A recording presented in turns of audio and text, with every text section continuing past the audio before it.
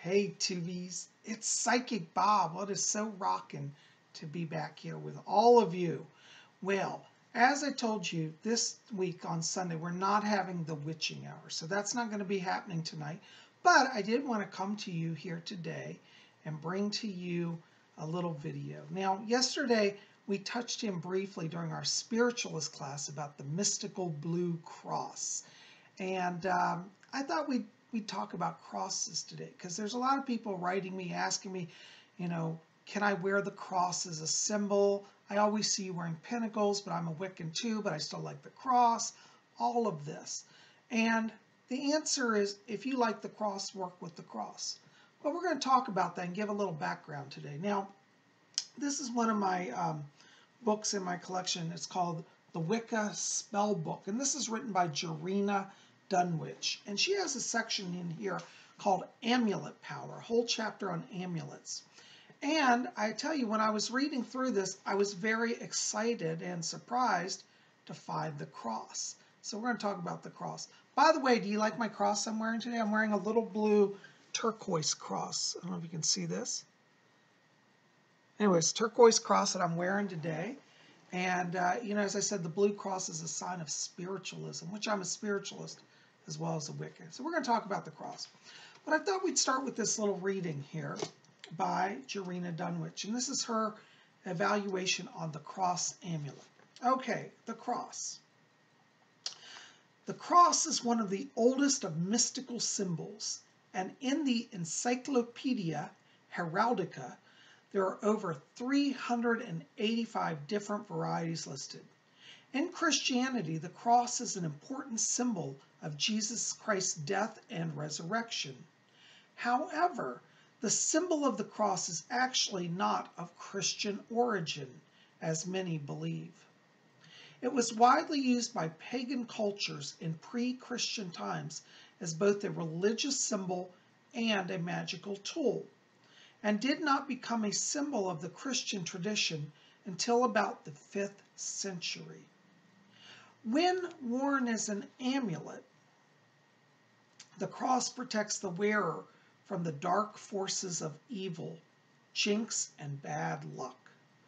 Crosses are used in many voodoo rituals and hoodoo spells, and they are often worn as protective amulets by spiritual healers and card readers to dispel against negative influences. For best results, a cross should be made out of gold and anointed once a day with either myrrh, oil, or holy water. Okay, well, there you go. Now, let's just pause. I'm going to talk about a few points in this because what's interesting is that is true. I researched it. The cross, as we see many Christians wear, did not become part of the Christian faith until around 5th century. So basically, they went close to 500 years of not using the cross. The actual original Christian symbol was the symbol of the fish, because Jesus was fisher of men, and his name in Greek, ichthyes, the first letters of Jesus Christ, Son of God, the acronym was ichthyes in Greek, which meant fish. So the fish was actually the original Christian symbol. Later on, it became the cross. But as I said here, the cross has been used by pagan cultures for many years. Now, what's really interesting is they talk about in voodoo and in hoodoo. Now, down in the South, in the United States, we have the voodoo culture in New Orleans, Louisiana, and the southern states.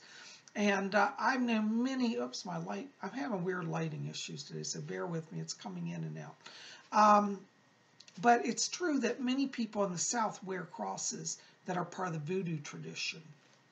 And I've seen that. Now, this brings up the point of, can Wiccans wear the cross? And my answer is, you wear whatever you want, whatever is sacred to you. But today I thought we'd show you some different types of crosses that you can wear and talk about how to set up a little shrine to work with the cross magically. So, first of all, also, let me just address this here. She says in here that a cross should be made out of gold, and anointed once a day with myrrh or holy water. if you like gold and want to work with it, that's great. But honestly, I find that the cross can be of any material or color and will work just as well. What's really important is that you find the form of the cross that speaks to you, that makes you feel blessed and protected. Now, back here behind me on the wall, you'll notice I have a big blue cross. This is actually, for my followers in Finland, this is actually the flag of Finland. But when you turn the flag of Finland vertical, it makes a giant blue cross, which many in the spiritualist church will say, you know what, that looks like the giant cross that hung in the wall at our spiritualist church. So no offense to my viewers in Finland, I love Finland, but I love your flag because it's very spiritualist. So I do hang the blue flag, the flag of Finland, as the blue cross for my home. You know, let's go back here just for a second and talk about gold crosses, okay? Because I do actually have a gold cross, 2 gold crosses here to show you. This is one of my little gold crosses. You guys can see it. And it's beautiful. It's got little crystals, and I don't think they're real dimes. I think they're zirconias. But it's just a beautiful little cross. Let's see if you can see it here. But this is a wonderful gold cross. And if you did want to, you know, for example, wear a gold cross, you could do that. I love the gold cross. I like silver and gold. I like actually all the metals. But there's one of my gold crosses. And I also have another gold cross. This is actually a historic piece. This came from Jean Dixon's estate. When Jean Dixon died, I bought out a bunch of her jewelry. And back in the 1970s, Jean Dixon made a series of astrology crosses. And you have to remember, back in the 70s, astrology was all the thing. Everybody was into it. And I don't know if the Baptist church, no offense to Baptists, but the Baptists generally don't like astrology as a whole. They may not have liked these crosses, but I actually think it's really cool because there are a lot of people who adhere to the Christian faith or find the cross a powerful and sacred symbol. And they like to wear it. Now, each of these crosses have a zodiac sign. You can't see it here, but this is an Aquarius cross. It's a mood cross. When you wear it, your body heat changes the colors. Right now it's been in storage, so it's not showing much color here. But it'll turn blue and green and purple in time. But this is a wonderful cross. And this is an original one, and it's actually signed by Jean Dixon on the back. So it's an original piece. I did get it from her estate. Jean Dixon was a famous psychic, and she produced these crosses. And this is one of her pieces of jewelry, and I have it in my collection. So there are my gold crosses. Now, you know, I'm very partial to silver as well. And I have a number of silver crosses that I'll show you here. This is one of my crosses. Oops, hold on. This is a Greek Orthodox cross. Now, I'm not Greek Orthodox, but I think their crosses are beautiful. And here's a Greek Orthodox cross. And that's done in silver. And you'll notice how it has the, I don't know if you can see it, it's got the Greek letters for Jesus Christ. Anyways, Greek or Russian. I think this one's the Greek. They said Greek when I bought it. But Greek and Russian, they're similar. So that's one of my silver crosses. Now, for those of you who are more of the Protestant bent, or like the spiritualism kind of falls under Protestantism, they tend to wear their crosses very plain. And so like this blue cross is more what you'd see a spiritualist wear, or a silver one like this, which is a very plain, simple cross. This is made of sterling silver and quite a lovely cross. And I have another one, it's a little smaller, another silver cross. There's also a beautiful silver cross. So as you see, we have a number of options here. Now, if you tend towards the Gothic side of things, how about this? You could wear a cross like this, a vampire cross. This is called the vampire cross. And it's got a little crystal heart in there. Isn't that beautiful? Very Victorian, very Gothic. It looks like a crystal's made to look like a garnet, because garnets were very big in the Victorian era. So there's another cross option for you. So as you can see, we got a number of ones. This is the cross I wore yesterday, which I'll show you again. I've taken off, but this is a deep blue cross. It's actually made of cobalt glass, and quite a lovely, lovely cross there, if you can see that. Okay. And then, as I said, today I'm wearing the turquoise cross. So, you know, there are a lot of different ways to wear the cross. As I said, what's important is that you find the cross that represents you. Now, I have to be honest, I know there are a lot of Wiccans who are going to say to me, Say, Bob, I was so traumatized by church. I can't stand that symbol. I don't want to see it. If you feel that way about the cross, listen, you don't have to wear it, okay? This is no pressure for everybody to wear the cross. This is for those who feel a draw to the cross, but don't know if they can work with it, okay? If you don't like the cross, you're a Wiccan, pagan, you say, I don't want that symbol, that's okay. You don't have to wear it. But I do get a number of letters of people saying, I love crosses. Can I still wear one if I'm a Wiccan? And the answer is yes, okay? Now, another option, which is a pagan cross. Now, this one has always been pagan. Well, it's now become adopted by the Christian church, but was the Celtic cross. This is a Celtic cross. The Celtic cross is usually called the solar cross. It's equal-armed, and it has a circle around it. It represents the cycle of the year, the sun's movement through the seasons. And so it's like 4 seasons, winter, spring, summer, fall, and the movement of the sun. So this is also another cross option. If you want something that's a little more on the pagan side, you might want to think about a Celtic cross, okay? Now, there's also another cross option, which is the Ankh, the Egyptian Ankh. And here's one of my little silver Egyptian Ankhs. Let's see if you can see that. It's done in silver. Wonderful little pendant. The Ankh is really nice because it looks like a cross, but it's actually connected to the ancient pagan cultures. Now, it depends on where you live. In some areas, people will get offended if they see you wearing an Ankh because they do know it's pagan. But that's also another option for you if you like to wear cross-like designs. Here's another one of my, I just showed you this one. This is one of my other blue crosses. This is one of my spiritualist crosses. It's a beautiful metallic. It's a steel blue. It's very reflective. Blue cross. So there you go. So I have a number of blue crosses. I wear the blue cross because it has been traditionally been associated with spiritualism.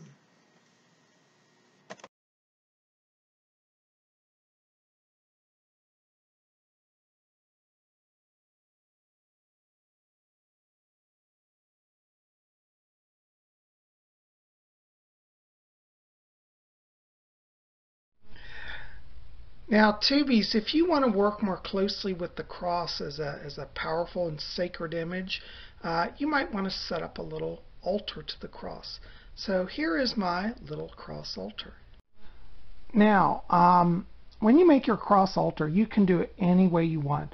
Because I love this big flag of Finland, I'm using that as my backdrop for my altar. And generally what you want is an image of the cross. And you need a small little table as well, or a little working area. Now, I've put on here my blue cross. You can see this here. You can have more than one cross on your altar. Because I'm working as a spiritualist, I'm using the blue cross because that's a historical symbol. But you don't have to use a blue cross. You can use a wooden cross or gold or silver, any color that you really resonate to. I just happen to like the blue cross, and it has meaning for me. So I've got my giant tapestry here, or my flag, which is actually, I'm using it as a tapestry. No offense to my friends in Finland. And what you want to have is traditionally, when you work with the cross, it's traditionally used white candles. So I've got 2 white candles here, and then a small bowl with holy water.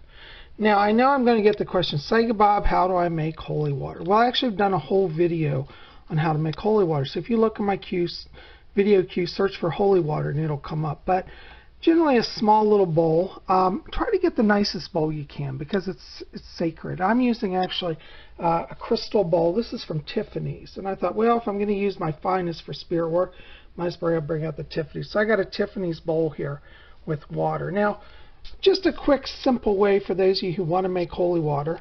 You can do it, well, it depends on your religious belief. If you're somebody who believes that only a Catholic priest can make it, that's fine. Go to your local Catholic church and get some holy water. But if you're more of like a pagan person or a free-spirited person, you also know that we can make our own holy water. So let's talk about how to do that. So to make holy water, all you need is a vessel to hold water, some water, and a little bit of salt. Now, all you got to do is add a little pinch of salt to the water. It's traditional to have just a little salt. Salt is considered a purifier. And just add just a little sprinkle. You don't need a lot. And then you just lay your hands over it, whatever your power hand is. If you're right-handed, use your right hand, or if you're left-handed, use your left. But basically, you want to invoke a prayer of spirit. Say, Divine Spirit, we ask now your power to bless this water and to sanctify it. May the power of the Holy Cross be upon it. So mote it be. And then you can either do the sign of the cross over it or pinnacle, whatever's sacred to you. But since we're working with the cross, we're going to do the sign of the cross. So, and that's your own holy water. Now, also on my altar, you'll notice I've got back here, besides this cross, I've also got another little holy card with a cross. This is also an option if you can't find a cross. Look online for holy cards. I think this one is under, if you look up Take Time, I think it's not actually under cross, but it's under the name of the poem, Take Time. Take Time holy card. And you'll find this image. And I think it's a lovely one. It's a cross floating over water. You can put that on your altar. As I said, you can have a lot of crosses because I've got a big cross and I got the blue cross and, you know, a lot of crosses. And I have also a holy card here of Mary, which I think is just... So as I said, now you should have, it's traditional to have white candles flanking your cross. Now if you want to burn other color candles, you usually would use those as a secondary candle. So, but it is traditional. I'm not saying you have to, but it is traditional to use white candles on your cross altar. I've also put incense here. That's something else you can add if you're so inclined. And because incense represents the prayers rising to heaven, to the spirit world. And as you see, we got some incense smoke rising here. And it looks quite lovely. And basically, that's all you really need to set up your own little cross altar. You might want to choose an altar cloth. I have a white satin fabric here that I'm using as this cloth. And underneath it, I have a purple cloth here. You can use whatever colors you want. Here's the purple cloth. But it should be something that is set aside and sanctified for the use of your cross altar. Now, you can go to your cross altar every day and offer prayers, invoke the power of the Holy Cross, invoke the power of God, Jesus, Mary, any of the saints. You can do prayers for those things that you need. A lot of people, what they do on their cross altars, they'll put a little box in front of the cross, a little prayer box, and they'll write down their prayers and put them in the box and set them at the cross. That's another way to work with the cross. But this is just something to show you. I thought you guys would enjoy seeing this little altar that I've set up here. And you know, I hope it gives you an idea for your own altar. Now, as I said, you can do any color you want. You don't have to have blue. I resonate the blue, as I said, because I'm a spiritualist. Now, as it was saying in Jarena Dunwich's book on cross amulets, one of the things that you also want to do if you have a cross is, and this is wonderful, is to anoint it every day with either holy oil or holy water. Now, if you're going to do your anointing of your jewelry, I would recommend that you not put salt in your water. Maybe have unsalted water, but you just take your jewelry and just dip it and say, you know, may the power of this holy cross protect and anoint me and be anointed and blessing. You know, something very simple. Just dip it a little bit and then, of course, dry it off, because if you've got salt, like I've got salt, and so I don't want to corrode the metal. But that's another way that you can work with the cross, is by anointing your cross each day and with holy water. Or if you want, you can get myrrh oil, which is a traditional anointing oil, and also anoint it with that. But there's my little silver cross that I just anointed with the holy water. So there you go.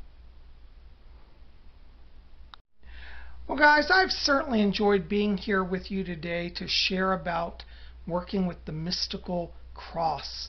And, you know, tell me in the box below, do you wear a cross? Have you ever done any rituals with the cross? Maybe you're a voodoo practitioner. You know, cross is very big in voodoo. But I'd love to hear about your experiences of working with the mystical cross. And anyways, remember to help me out. Like this video, favorite it, share it with your friends, and please hit subscribe. Be part of my channel. I'd love you to be here. You guys are the best. But listen, keep it here at Spirit Channel. We got more coming. Tomorrow is, what's tomorrow? Monday. Oh, horoscopes. Be here tomorrow. We're going to cover all the major transits and horoscopes for all 12 zodiac signs, so don't miss it. We'll see you back here tomorrow. I love you guys. And by the way, if you want to get on my schedule for a private reading, give me a call, 703-825-3929. That phone number will be in the box below. Put it in your cell phone.